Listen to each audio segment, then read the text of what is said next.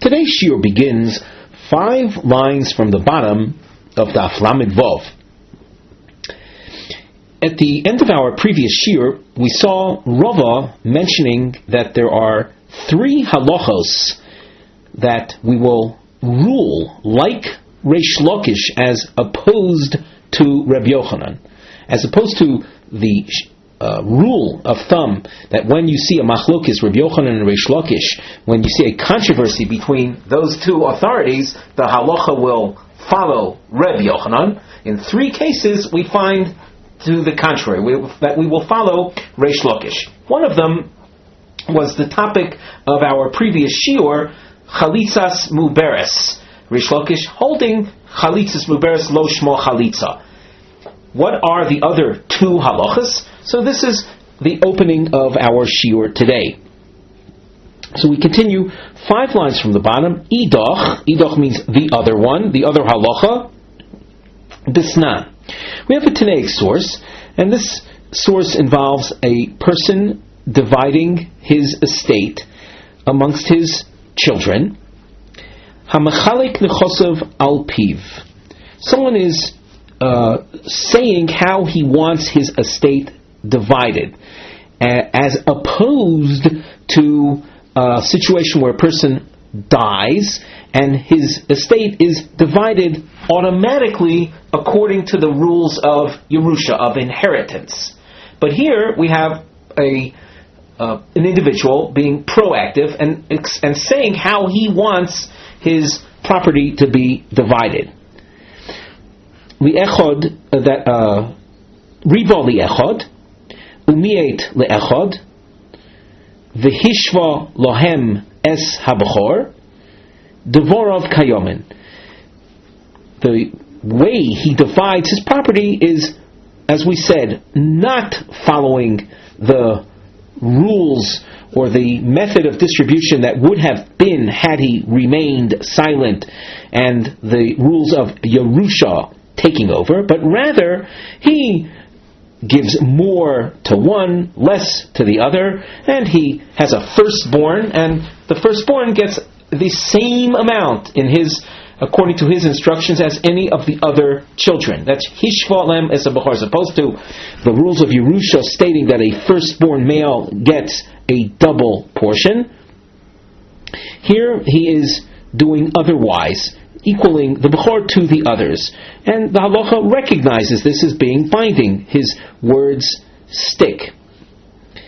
We emphasize again, based on the Rashi, all of this he is dividing out in his lifetime, so that the rules of Yerusha are not operative. Ve'im Omar, if he said Mishum Yerusha, he said that I'm dividing my estate this way as inheritance, then Loi Omar Klum. Then what he says is of no validity, because he is operating in a way other than the Torah had in mind. The Torah in Yerusha states that all the children get equal portions, and if there's a Bechor, he gets twice as much as any one given brother.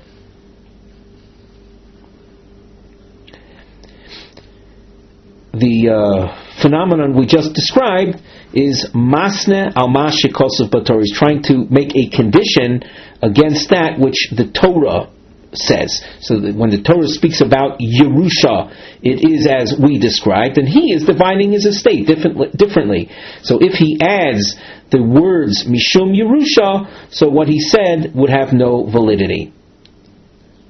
Kosav bein betchila bein besof bein beemsa mishum matona devorov kayomin.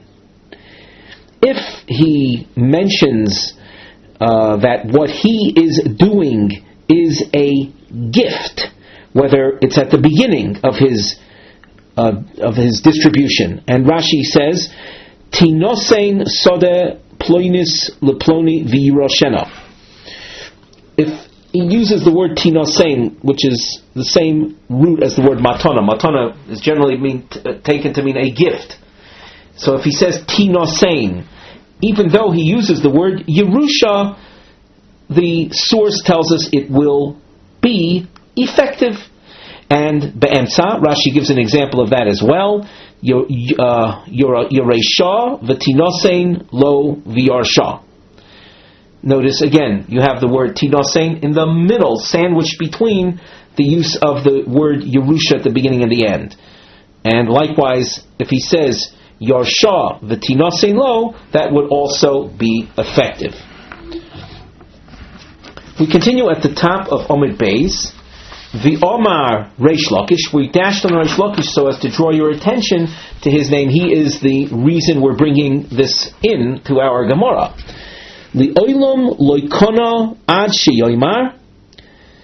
The distribution will not be effective when he's using the word Yerusha as part of the unequal type distribution, so it will not be effective.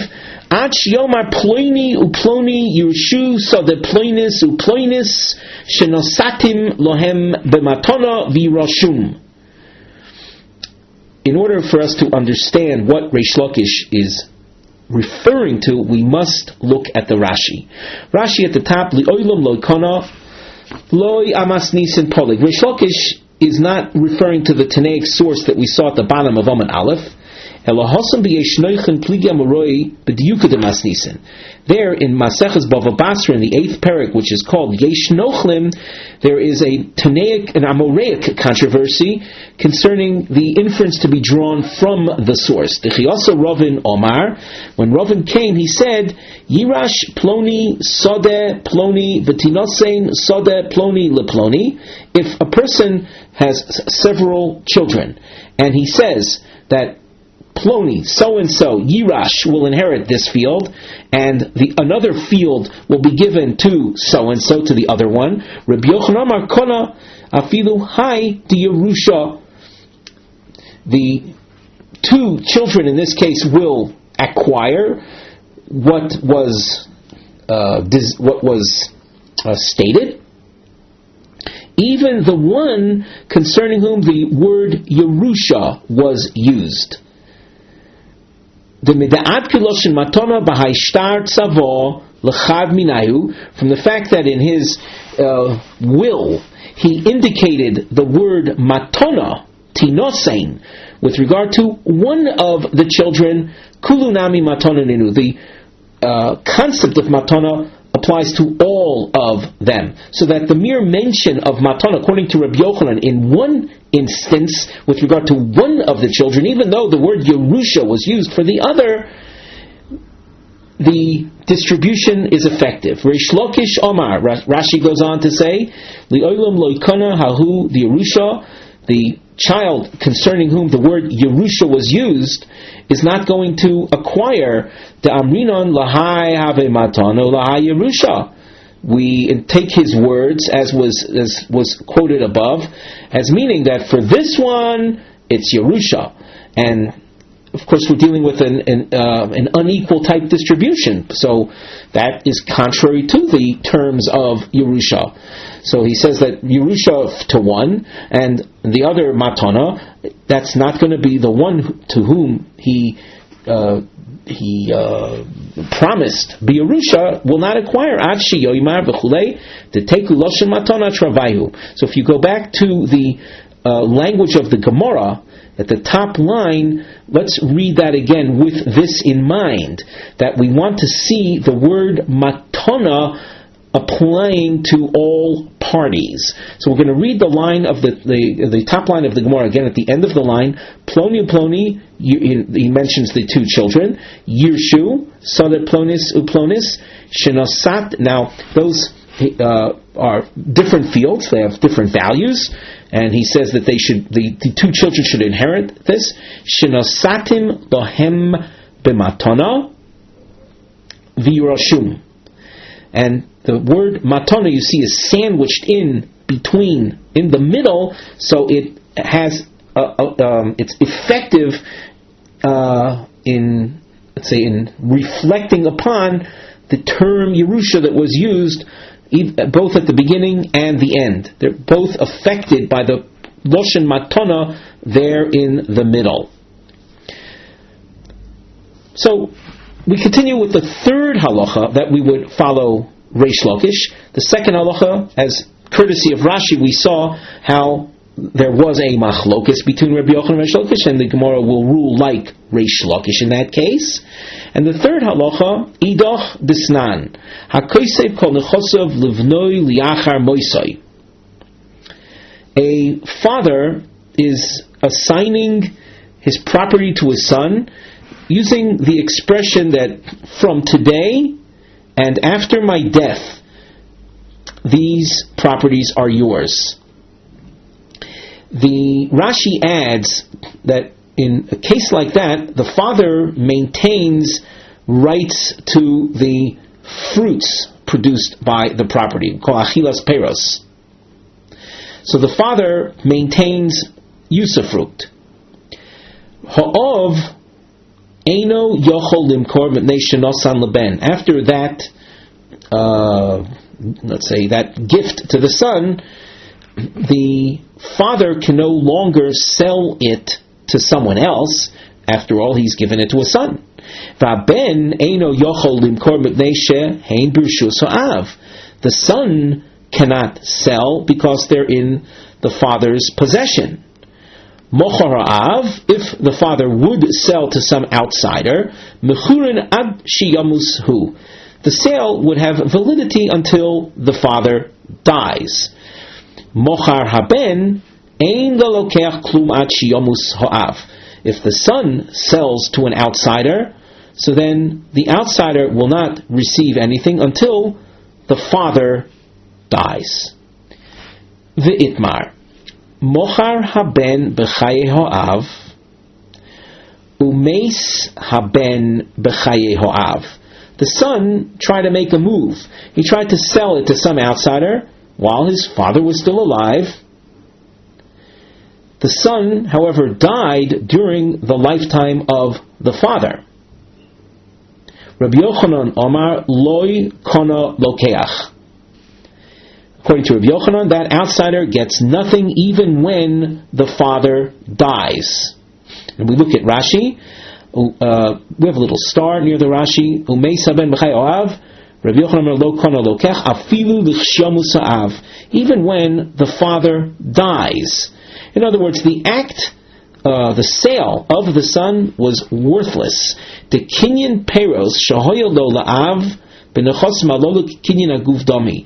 The usufruct that the father had is tantamount to a kinyan, possession of the essence of the essential property itself. The ein mechiras haben mechira. The sale of the son is therefore a zero. Now, what about the Tanaic source above? In the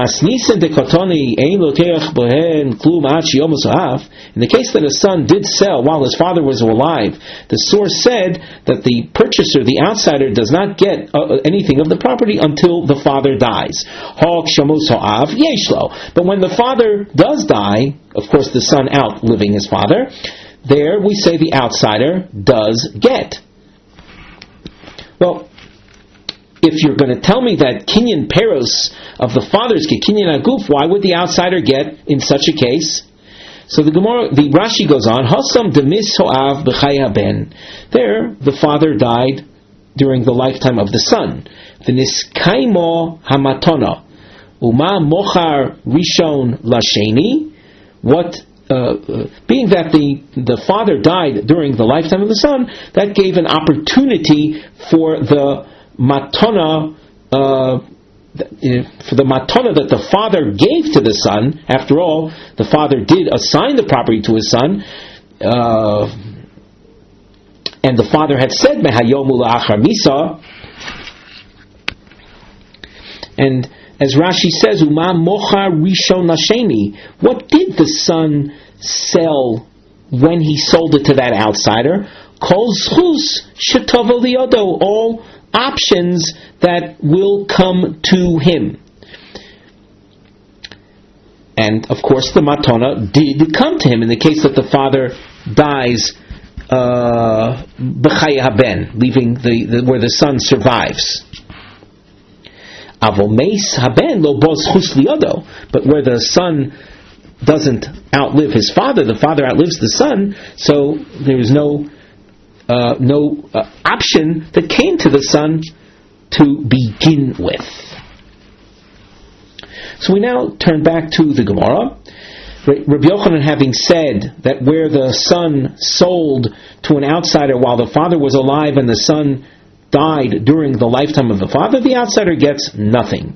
Because the kinyan peros that the father had, the usufruct that the father had, was equal to a total possession. The son not having any possibility of selling it.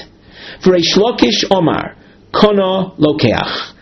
Reish Lakish says that the outsider will acquire. In other words, when that father eventually dies, the property will be transferred to the buyer and not to heirs of the father.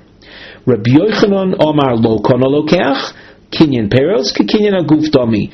Rabbi Yochanan, as we explained before, says that the outsider will not acquire even when the father eventually dies, because the Kinyan Peros, the usufruct that the father had, was Kinyan Aguf, was equal to full possession of the property, and hence the sale done by the son was a zero. The Lokeach, the outsider, does acquire, even at the point that the father who outlived his son dies, the outsider will get it. Kinyan Peros, lav ki Kinyan Aguf Domi. The Kinyan Peros that the father had is not as if he owned the essence of the property. The son having that option, having that essence or core ownership of the property, had the right, had the power to sell. You can sell that which you own. Just to review the main point as far as why this was brought in here, this was a third example of where we would rule like Reish Lakish over Rabbi Yochanan, and namely in that case of Mochra ben b'chayav u'meisa ben b'chayav, the Lokeach will get the property when the father eventually dies. Now we quote from the Mishnah, Hakone says Yevimtoi. We're reading that which we wrote in between the lines. Actually, before we read that, let's take a look at our topic heading on the side, the nosei. Hakone says Yevimto v'nimtseis muberes. A person, a surviving brother, married the widowed sister-in-law, and it turns out she's pregnant. Bisman she'ein havlad shel kayoma. When it turns out that the child does not live. Machlokes tanoim. Mishnosenu, our Mishnah held, yikayim, that the couple continues living. When it's true he was intimate with her. The Yavam was intimate with her in taking her in when she was pregnant. Turns out, though, that the child is a miscarriage, so they continue together. Rebbe Lazar is quoted in another Tanaic source that the Gemara will feature, says Yoitzi beget mishum knas, that they must part. Even though the deceased brother, it turns out, left no children because the child died, nevertheless they shall not continue living together, and we'll have to see why that is. So we turn to the Gemara. The Mishnah said, "Akeinis is yifimta v'nimseis muberes," and it said, "Ein havlad shel kayoma yekayim." Tana. Now we have a Tanaic source that is different than the Mishnah. Mishum Rebbe Lazar Amru, in the name of Rebbe Eliezer, it was said, "Yoitzi beget." It's a knas, a fine that we impose on the brother, the surviving brother, that he got into what was really a suffix Isser Eishes Ach. He had intimacy with his sister-in-law while she was pregnant. Now, if that child turned out to be a living child, then this action on his part of intimacy with a sister-in-law, shaloi b'moka mitzvah, in a non-mitzvah context, is a serious kores-worthy, kores-guilty type aveira. He shouldn't have done it in the first place. Hence, Rabbi Lezer says they must split up, and he will do that by giving her a get. So that you see that, according to Rabbi Lezer, in principle, the marriage was a good marriage. The child didn't live, so that the deceased brother didn't leave any children. So Yibum was in order. However, he did the Yibum with a woman that was pregnant, and it could have turned out to be, as we explained a moment before, a totally different story. So he can't continue living with her, and he gives her a divorce document.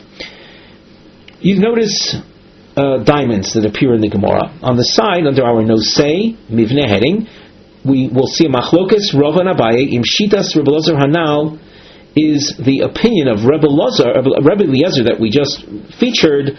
It's similar to Rabbi Meir's din. Rabbi Meir says, Lo yisa meinekes chavero,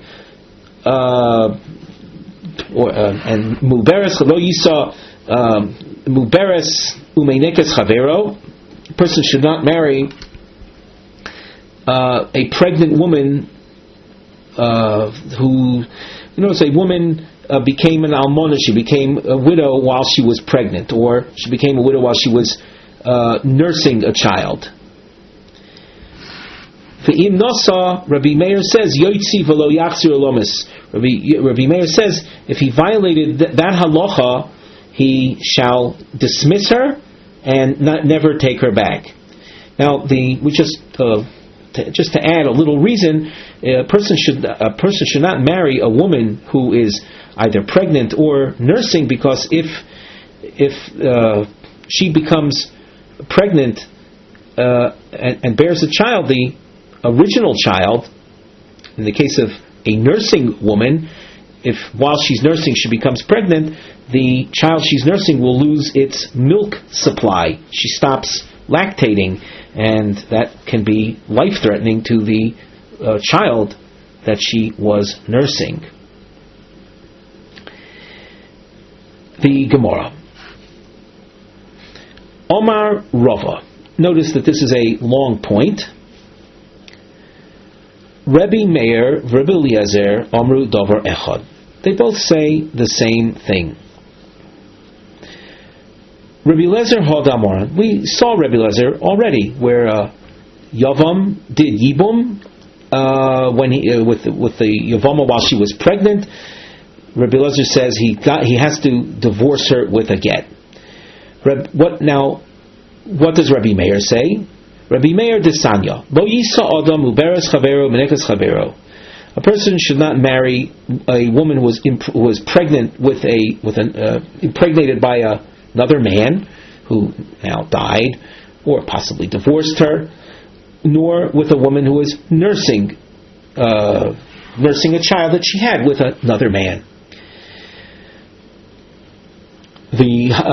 Technically, we should just add that if a person wants to marry such a woman, he has to wait 24 months.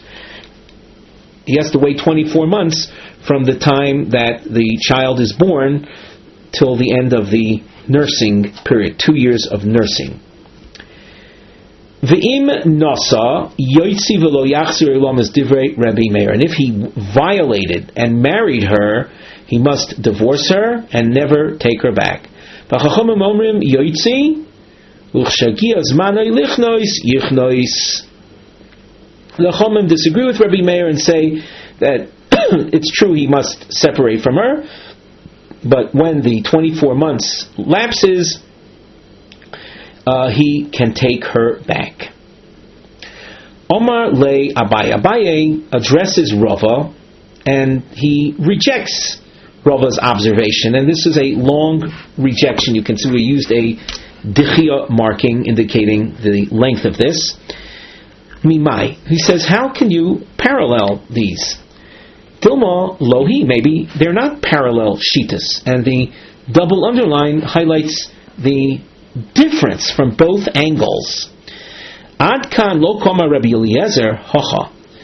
Here, Rabbi Eliezer says, Yoitzi beget, elo mishum de kopoga ba'isur eishes ach de oraisa. It's because the surviving brother is getting involved with a possible Torah level violation. Rashi, a few lines down from here, says, Be'isur eishes ach, klomar sheheko likones l'sofek eishes ach sheyesh lo bonim. He was so lax and light in his treatment of halacha that he didn't bother him to enter a doubt, a problem of possible eishes ach, brother's wife that leaves children. To Dilma havi vlad shel kayoma. She was pregnant. The child might turn out to be a living child. Therefore, we fine him, we restrict him, we impose this severity, this harsh ruling upon him. Namely, Yoitzi beget. So that's as far as Rabbi Eliezer would go there. Aval, the Gemara continues, Aval Hosam, the case of Meinekes Chavero, the Rabbanon, the whole prohibition there is rabbinic. K'Rabbanon Sviralei. Rabbi Eliezer might hold like the Rabbanon in that case. They separate, but after 24 months he can take her back. Inami Ad kan lo koma Rabbi Meir Hasam. Could be that Rabbi Meir said his stringency there in the case of Meinekes Chavero, Elamishum Derabanan, by virtue of that very point that it is rabbinic. V'chachamim asu chizuk l'divrem yoiser mishal Torah. We find that the Rabbanan impose at times strictness, severity, more than the Torah laws itself, so that people shouldn't come and others shouldn't come along and do the same thing. So we want to impose a very harsh ruling, that is, he divorces her and never take her back. Avol hocha, but here with the case of someone who married the pregnant Yevama, midoraisa, we see that you're getting involved with a problem that has very severe ramifications, Torah level ramifications of prohibition. Mafrish parshim, people on their own will stay away, and therefore we don't have to impose any restriction based on the fear that others might do thusly. Omar Rava Uledivrei Chachamim. Rava adds that regarding the opinion of the Chachamim, Yotzia beget. When they say one who marries a pregnant woman or a nursing woman, that he is Yotzi, he means to say with a divorce document. We take a look at Rashi. Uledivrei Chachamim, Rashi, toward the end of the narrow lines, the Amri Shegia Zmano Ilichnos Yichnos Miuad Shegia Zman, until the time lapses, Yotzi beget. It's not sufficient for them simply to separate. Now, we go back to the Gemara. Omar Marzutra, Daika Nami, by careful reading of the original source, you can see Rava's point. It said, Yotzi, Velokotoni Yafrish. The term that was chosen by the source was Yotzi, as opposed to Yafrish. Yafrish would mean the couple separates. So since that term wasn't used, but rather Yotzi, that indicates something more final or stronger, we'll say. And that is, again, I don't want to say final because he is able to take her back later on, of course, if he's not a Kohen. But in the meantime, the separation is not just a mere physical separation, but it must be with a get as well. Before continuing in the Gemara, we glance to the side. We have a topic heading. Yevamo sheniskacha lashuk. Al smach Vlad shishir baila. Umeisa Vlad b'soch shloshim yom. We're going to talk about a woman, a Yevama, a widow that married out she married someone else on the basis that her husband had left a child. However, the child died within 30 days. It didn't make it till 30 days of life.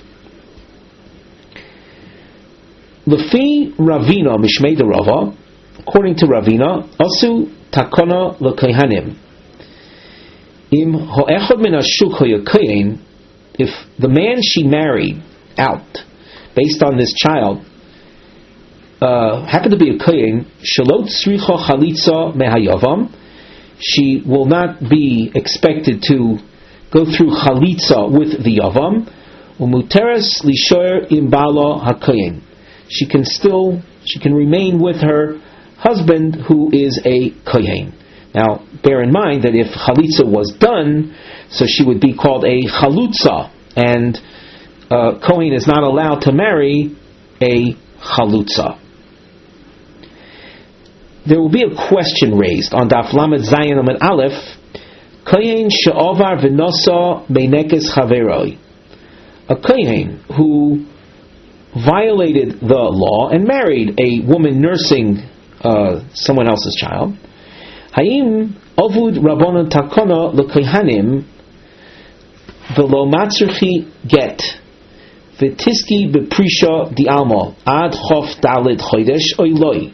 We mentioned before that according to the Chachamim, someone who married Meinekes Chavero, so Rava had said a get is necessary. Now, if the Kohen is the one that married the nursing woman, and he would give her a get, he wouldn't be able to take her back because a Kohen cannot marry a divorced woman, even if it's his own wife that he had divorced. So do the Chachamim make a takona here, just like we saw a takona was made regarding the Yevamos that married Lashuk on the basis of a child that unfortunately the child died within 30 days. Now we turn to the Gemara. Omar lei Rav Ashi Ravina. Note that Omar lei Rav Ashi Rav Oshaya Breder Rav Idi. This is a question that lasts. It's a long question, and it takes us down the first 5 lines of Lamed Zayin Amud Aleph. So Rav Ashi asks Rav Oshaya, Hosam Tanan, Rav Shimon ben Gamliel Omer, Kol Shishav Adam Shloishim Yoim Eino Nefel. A newborn, a child that lives 30 days, he's not considered a miscarriage, and that would be a case of a person who the man who fathered that child is considered a person that had children, and in the case of Yibum, his brother would not have to do chalitza.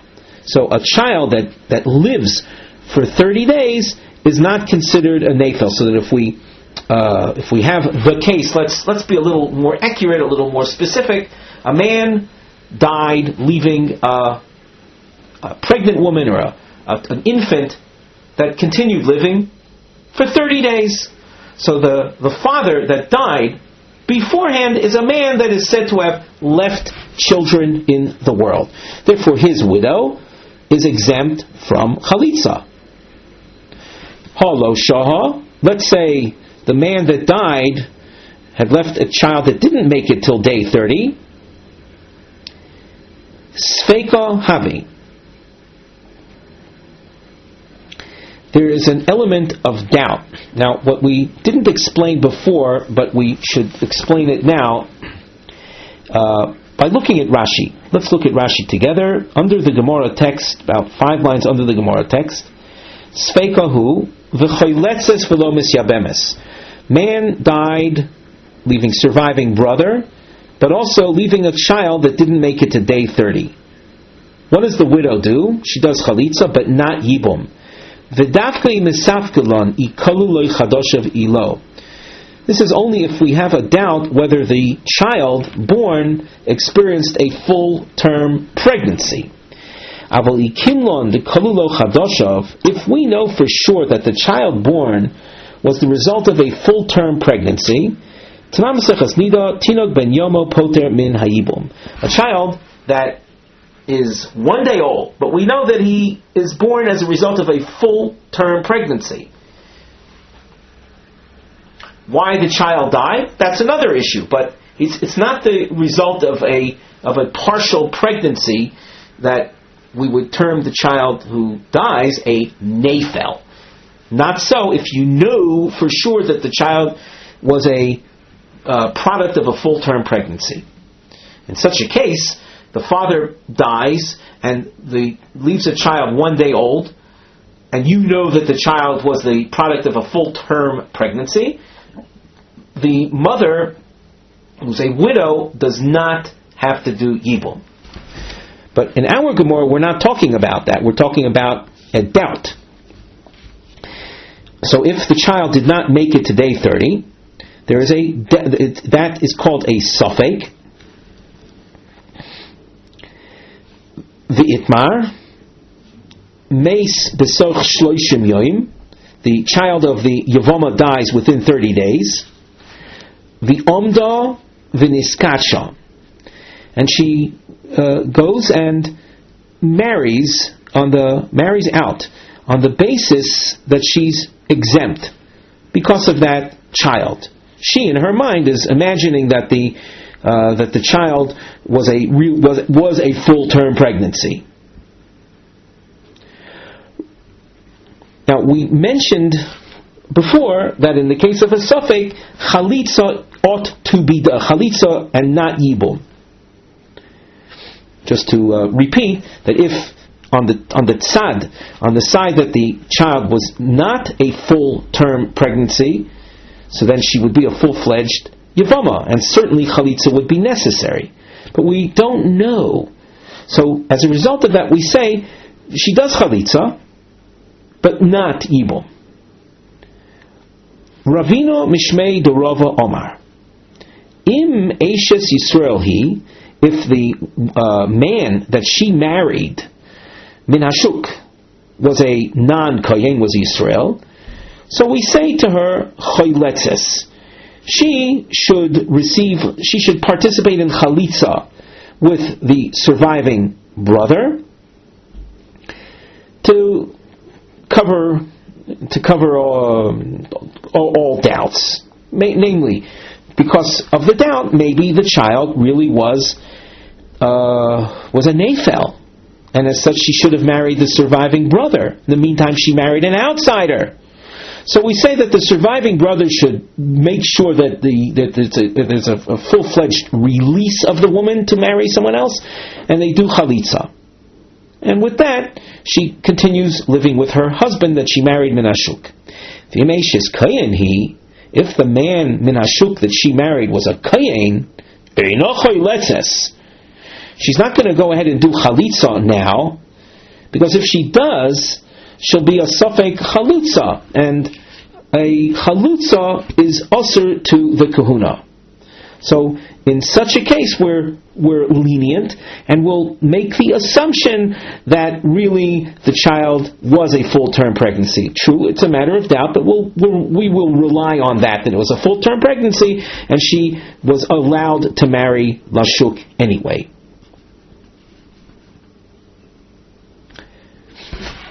You notice that we have a bracketed section, and on the side there's a starred note which reads Hatam l'sograim the ikur sheila segmora benuya al shitas ravina the osu takona lokayanim. The Gemara's question that appears on Lamed Zayin Amid Aleph will be focused on Ravina's quote of Rava. Within the brackets, you see there's another version of Rava, and that's what the crown shape highlights. Under the Mivneh heading, you can see in the margin, we've written Shnei Deos B'divrei Rava Im Osu Takona L'Kayin. There are two Deos on this matter. Do we make provisions, leniency for the benefit of the Kayin, that's the husband Min Hashuk that she married?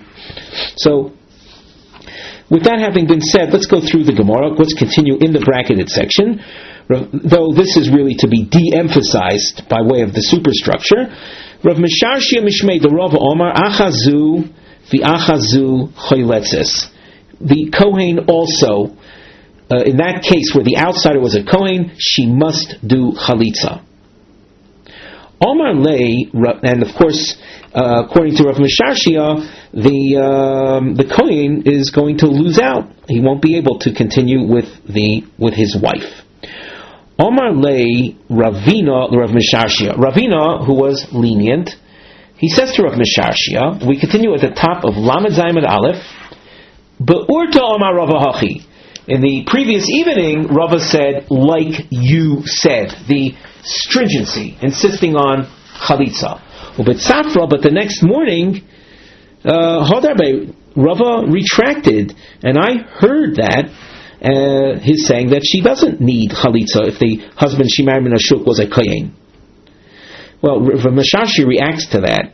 Rav Misharshi was strict. He says, Omalei, Rav Misharshi says, Ravina, Sharisu, you're allowing her to remain with the Kohen. Yehei Rava, that's Yehi Ratzon, it should be the will.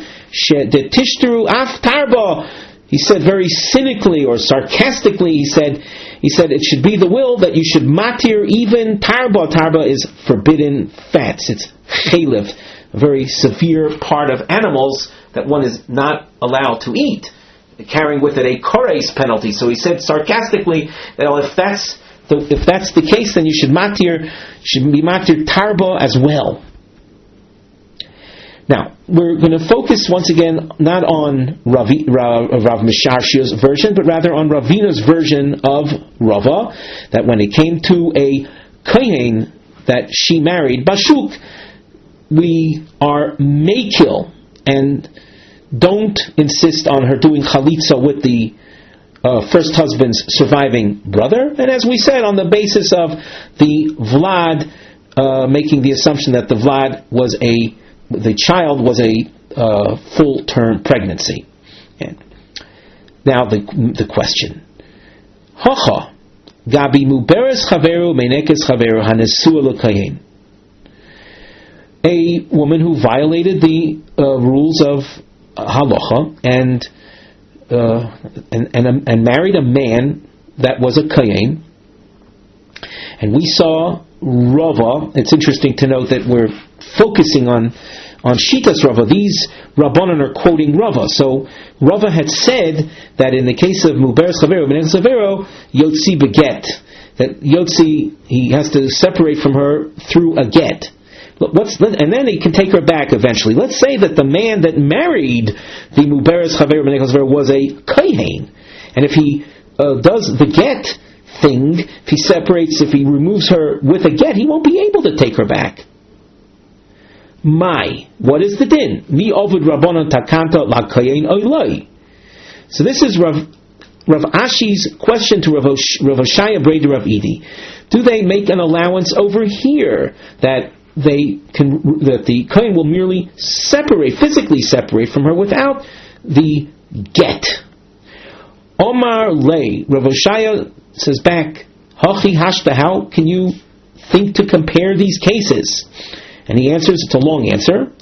Bishlama Hasam, in the case of the Kohen that married the Yevama on the basis of the child, that even though it died within 30 days, but maybe it was a full-term pregnancy, and that is enough to exempt her and be allowed to marry the Kohen. Keifon de'ika Rabbanan de Pligi Olei de Reb Shimon Liel. Since you have a major Tanaic authority, namely the Shita of the Rabbanan, that argue with Reb Shimon ben Gamliel, the Amri, Afagav, the Lo Shaha, Vlad, Me'alya Havi, even if the child didn't live 30 days, it's considered a full-fledged child. We quoted on Omed Aleph the more stringent opinion, that of Rabbi Shimon ben Gamliel, and we were focusing on his Shita at that point. But there is another Shita, that of Rabbi Shimon Gamliel, that says even if the child doesn't live, it's considered a full-fledged child. and from the context of the Gemara, we're saying full-fledged child, not based on that maybe it was kolulo chadasha, but simply it's a full-fledged child. So therefore, in that case, we can be mekil. Gabi Eishes Kayin Kevan Delo Efsher, in the case of that Yevama who relied on the child in order to marry out, if she married a Kayin, there's no other way to deal with the situation. In other words, we can't, the Chalitza is not an option. So Avdina and Karabanan, so we follow the Rabbanan and say the Vlad that died before 30 days was a full-fledged Vlad. Avol Hocha. But in the case of Meinekes Chaveroi, or Muberes Chaveroi, Kiman Navid, based on whom would we attempt to be lenient and say that they can separate without a get? And that mere separation would be enough. Based on whom would that be? Rabbi Meir, if you're trying to base yourself on Rabbi Meir, he says they must separate and never come back again. And if you were going to base yourself on the Rabbanon, Amri beget. But we pointed out that the language of Yotzi means a get. So there's no room for being makil to be lenient even further than that. And a get, of course, will render her unfit to remain with the kohen husband. We continue in the Gemara. Gitmar Kitsha B'soich Shloisha Uborach. This is a general issue. A woman who is widowed or divorced, she's expected to wait 3 months before marrying a second husband because of the need to verify whether she's pregnant or not. Pregnancy can be established at the end of 3 months, but she didn't wait the 3 months. So a man was Makadesh. He gave money to the first stage of marriage within 3 months, Uborach, and he ran away. Pligi ba Rav Achav Rafram Chad Omar Mishamtinon Lei. One says that he deserves to be put into excommunication. He violated the halacha of marrying within 3 months. So we put him into Shamta, excommunication. V'chad Omar, Irukei Mistaya. His running away is enough. We take a look at Rashi, Irukei Mistaye, Loboy Lemichbe Delichtoiv Get. We don't have to force him to give a divorce document. The Goli Daite, the Loboy Lichnois Ad Zmano. It's clear by his actions that he has no intention of taking her back until the right time, until the 3 months lapses. The Gemara continues, Have uvda v'omar luhu Rafram. Maisa like this happened, and Rafram acted on it and said, Irukei mistaye. It is enough that he ran away, and we don't have to impose any further sanctions against him. His showing us through his running away that you cannot consummate the marriage before determining whether she is in fact pregnant from the first husband.